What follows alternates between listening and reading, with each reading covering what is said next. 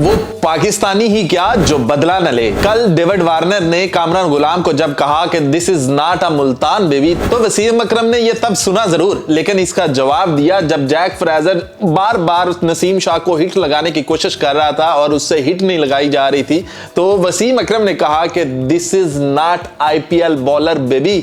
तो ये होता है सीन कि भाई सबसे पहले कामरान गुलाम है, वो उसने बिल्कुल वैसे ही स्टाइल बनाया जैसे वो मुल्तान में वो इंग्लैंड बॉलर्स को दिखा रहे थे अपना बैट और फिर जाकर खड़े होकर खेलना शुरू कर देते थे। तो पैट कमिंस बड़ा मुस्कुराया उसका इस अंदाज से, लेकिन अगली ही गेंद उसने ऐसी सरप्राइज दी कि आउट हो गए, कैच आउट देकर जो चले गए। कामरान गुलाम को भी अंदाजा हो गया होगा कि ये पाकिस्तान की पिचेस नहीं है, ये ऑस्ट्रेलिया की पिचेस हैं, यहाँ पर पेस आता है, यहाँ पर एक्स्ट्रा पिच होती है, यहाँ पर कामरान गुलाम को थोड़ा देखकर खेलना होगा। लेकिन कामरान गुलाम के ऊपर लोगों ने इतना प्रेशर डाल दिया हुआ है कि बाबर आजम की रिप्लेस कह के कि वो बेचारा करे तो क्या करे, अब उसके ऊपर उसके जहन पर इतना प्रेशर है कि वो बाबर आजम को पीछे कैसे छोड़े। लेकिन जैसे ही कल नसीम शाह ने बॉलिंग करवाई है और खास तौर पर हारिस रऊफ ने बॉलिंग करवाई है, ऑस्ट्रेलियन को बताया है जो प्लेयर उनके आईपीएल जाकर खेलते थे, जो प्लेयर उनके नए थे आईपीएल में, जैक फ्रेजर जो है वो उसकी तेज तरीन 50 है, तेज तरीन सेंचुरी उसने लगा रखी है।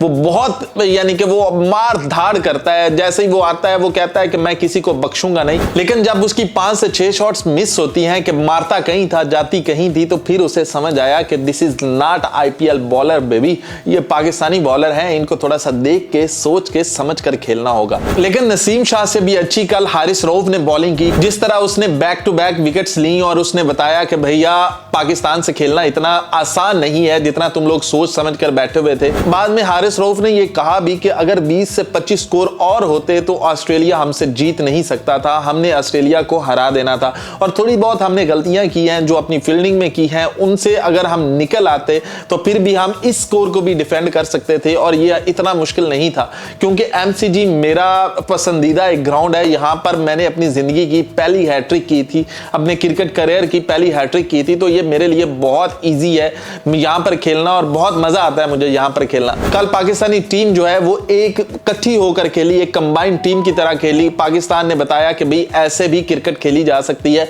हम पाकिस्तानी तो भूल ही चुके थे जब इनकी ये गंदी परफॉर्मेंस सामने आई वर्ल्ड कप की ये वो, लेकिन जब रिजवान ने कल बिल्कुल मुल्तान सुल्तान की तरह पाकिस्तानी टीम को लड़ाया है ना, आखिरी गेंद तक लड़ाया है, आखिरी गेंद तक ये लगता था कि यहां पर अगर हम पैट कमिंस को आउट कर लेते हैं तो हम आसानी से जीत जाएंगे। लेकिन वो पैट कमिंस भी कोई और सरप्राइज बनकर आया हुआ था। जैसी इनिंग नसीम शाह ने खेली वैसी ही कुछ इनिंग पैट कमिंस ने ऑस्ट्रेलिया के लिए खेली और वो ऑस्ट्रेलिया पाकिस्तान से वो जो जीत है वो कहते हैं ना जबरों से निकाल कर ले गया अपनी टीम के लिए। क्योंकि अगर पैट कमिंस को आउट कर लेते तो वो मैच हमारा था, वो हम मैच किसी को देने वाले नहीं थे।